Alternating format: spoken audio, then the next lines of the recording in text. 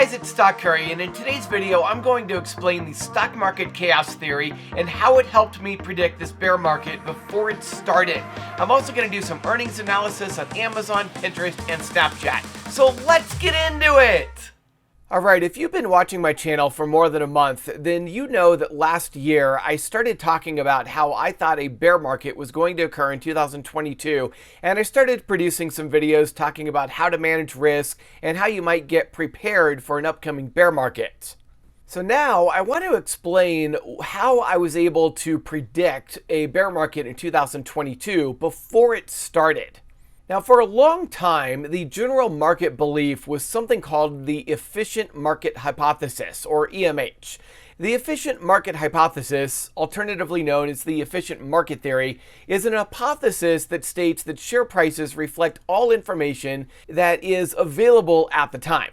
So according to EMH, stocks always trade at their fair value on the exchanges, making it impossible for investors to purchase undervalued stocks or to sell stocks for inflated prices. Therefore, it should be impossible to outperform the overall market through expert stock selection or market timing. And the only way an investor could obtain higher returns would be by purchasing riskier investments. So according to the efficient market hypothesis, if this black line represents the true fundamental value of a stock, then the efficient market hypothesis would represent a slow rise and fall above this line as different news and information about the market and the stock come in. So as we get really good news that points to perhaps better results, the price might go a little higher. As we get bad news about bad results, the price might go a little lower. And this would continue over time as the market goes up and down. This is the efficient market hypothesis. Now, to extrapolate this hypothesis further, the belief was that you could never really truly time the bottoms and tops of the market, meaning you would never really know when you were at the bottom here or when you were at the top here. The only way to really improve yourself would be to get a riskier investment that perhaps had a much steeper upward trend line as far as the true fundamental value.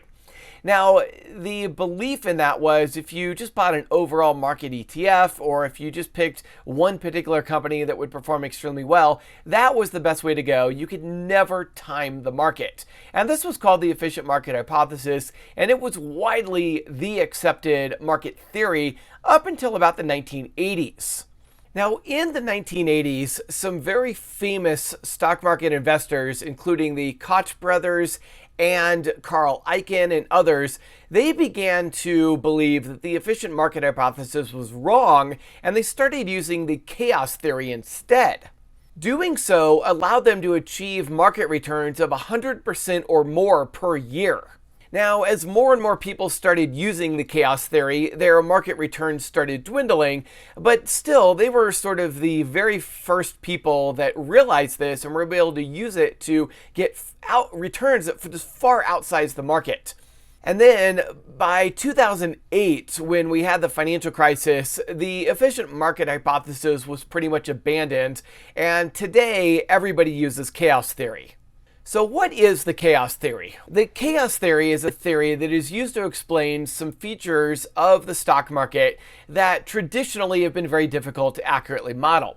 One interesting financial phenomenon that chaos theory can help illustrate, if not explain, is how seemingly healthy financial markets can suffer sudden shocks and crashes.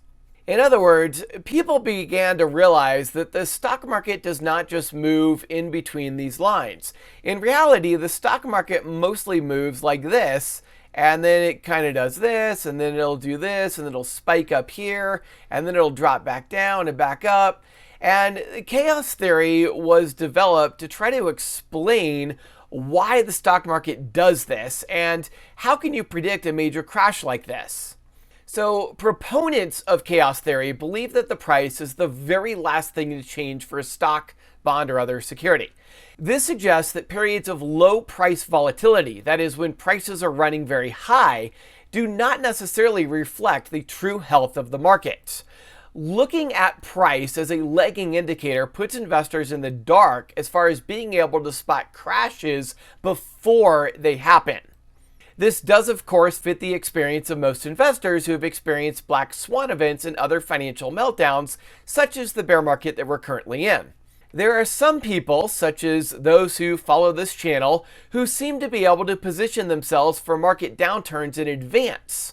But often they are digging much deeper than price data to understand structural weaknesses that most of the market has overlooked.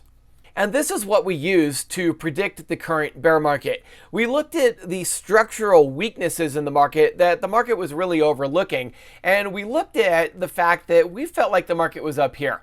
Now, this was based upon a lot of different things. It was based upon the Fear Gauge Index. It was based upon the Shiller PE ratios and how those were at the highest levels they'd been since 1999.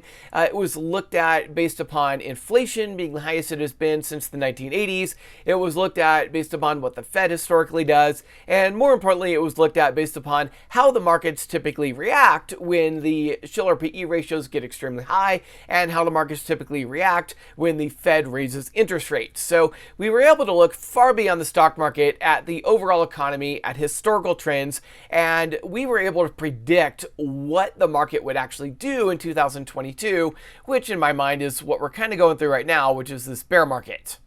So using chaos theory can help make you a much better trader, because you will start to learn to look beyond the market, beyond the price, beyond what somebody reports for earnings, and you start looking at much larger global and economic issues to help determine where a price or stock or even the entire market might go in the future. Now, I do want to present the risk of using the chaos theory, and that is this. The big caveat with the chaos theory is that it is too often used as a way to discount investing. Meaning, a lot of people say, well, based upon the chaos theory, we should only be trading and we should not be doing any long-term investing. While the markets are almost impossible to predict over a short period of time, they are more consistent over the long run. So what that means is, even though chaos theory can help you predict these major market crashes and rises and other crashes, over the long run, the market is generally going to trade along a fairly flat line based upon the true fundamental value. So don't discount long-term investing, which you're more focused on the black line, just to try to take advantage of the big rises and dips in the market using chaos theory, because the fact is the market historically is very difficult to predict the timing on. In fact, in 1987, we had a major stock market crash in around October of that year. However, it was all the way back in February that people were predicting a major stock market crash, and it didn't happen until almost 8 months later. So the problem with chaos theory, and this is what has actually screwed over a lot of traders over the years, is that even if they get the market direction correct, they can oftentimes get the timing wrong, and they can end up blowing up their account before they ever get to see the profits of their prediction. So just because you can't always time the next market crash does not mean you should not be investing in stocks with strong fundamentals that tend to perform over the long term. So in other words, while chaos theory can significantly improve the profits from your trading, you should also be doing long-term investing. Okay, now let's get into our earnings analysis, but before we do, I do want to remind you that I am not a financial advisor, so nothing I talk about today is a recommendation to buy, sell, or hold. These are just my opinions, which may or may not be accurate. Please do your own research before investing in any asset. Okay, the first stock I'm going to analyze earnings on is AMZN. This is Amazon. AMZN reported earnings Thursday after the close. AMZN reported a slight revenue miss for last quarter, but they reported a huge earnings beat. AMZN reported a profit, that is earnings per share, of $5.80 versus only $3.57 expected. Now that's amazing, but once you dig deeper, you realize that the earnings beat was not due to some amazing business growth, but rather due to their investment in Rivian and the Rivian IPO that took place last quarter. That's a one-time earnings benefit. As the price of Rivian falls, we can expect Amazon's profit from their investment to fall as well. And there's another reason why this exuberance might be short-lived, and that's because Amazon gave weak guidance. AMZN is only expected to grow revenues between 3 to 8% year over year in Q1, which is down significantly from their historical 15 to 40% year over year revenue growth. AMZN rose 17% after hours, but keep in mind that that was after the stock dropped 7% during the day. Now, despite the weak guidance, Amazon said they are raising the price of Amazon Prime 17% to $139 per year, so that may have helped AMZN rise in price after hours. Unfortunately, like I said, I do think this exuberance will be short-lived as people realize that the forward guidance was not good and the earnings beat was due to a one-time profit from their investment in Rivian. Now, all of that said, I have no idea what's going to happen on Friday to the AMZN share price. I would not be surprised to see AMZN give up all of the after-hours gains during the day on Friday. We already know that this market is impossible to predict, and stocks are not behaving rationally, so just be careful if you buy AMZN here. While they did have a massive earnings beat, it was due to a one-time investment, forward guidance was very weak, and the rest of the news was not good either. So I do expect AMZN to fall much further over the next 3 to 6 months. And next up is PINS. This is Pinterest. PINS reported earnings after the close on Thursday, and PINS reported a slight earnings beat and revenue beat, but forward guidance was only in line with expectations. Because of the earnings beat, PINS ran up 20% after hours. Now that seems like a lot until you realize that the stock had fallen over 10% during the trading day. And on top of that, the after hours price movement doesn't even get PINS above the 21-day EMA. PINS remains a falling knife technically and is not showing any signs of rebounding. And the last stock we're going to talk about is SNAP. This is Snapchat. SNAP reported earnings after the close on Thursday, and they've reported their first ever quarterly net profit. They also beat analyst expectations on earnings, revenue, and user growth. And forward guidance was higher than analyst expectations on top of that. The stock ran up almost 60% after hours on that news.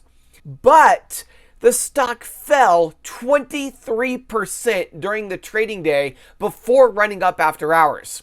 So the net move up from Wednesday's close was only a 21% move upward. While that does put SNAP above the 21-day EMA, it was not enough to rise to get SNAP above the 50-day EMA, so SNAP also remains a falling knife technically. Now, fundamentally, SNAP reported 22 cents earnings per share, which if we multiply by 4 gives us an annual EPS of 88 cents. That gives us a price to earnings ratio of 44.3 based upon the after hours price of $38.99. And based upon their average annual revenue growth of around 45%, I would expect SNAP to be trading at a forward PE of around 55, which would give it a share price of around $48. So I do think SNAP could rise another 23% from the after hours close by the end of this year. But because the technicals are still bearish, we could see massive volatility with SNAP dropping significantly before it actually rebounds and gets up to that $48 price target that I have. Alright, I hope you enjoyed that video and got a lot out of it. Comment down below what you think about the chaos theory versus the efficient market hypothesis. And if you want to discuss this further, I do have a free Discord where you can jump in there and you can talk about these different theories along with myself and a lot of other investors. We've got almost 2,000 traders in the Discord and it hasn't even been up and running for a month yet. So come join us at the free Discord. You can apply at stockcurry.vip/discord. Every single person who applies gets approved. I just have the application there to help prevent scammers. And if you're looking for a broker to trade with, I do recommend Webull. When you sign up for Webull using my link in the description below and deposit just $1, Webull's going to send you 3 free stocks worth up to $3,300. Now that promotion does end soon, so make sure you go sign up using my link in the description below. Webull also offers multi-leg options trading very easily, as well as a whole bunch of cryptocurrencies. So if you're a US resident, go check it out. If you're not a US resident, then I recommend Interactive Brokers. Now, Interactive Brokers also offers options trading, they offer cryptocurrency trading, and trades start at just $1 Canadian, 4 euros, or $6 Australian, depending upon where you live, so they're highly discounted. And both Webull and Interactive Brokers both offer the full pre-market and after-hours trading from 4 a.m. until 8 p.m. Eastern Time.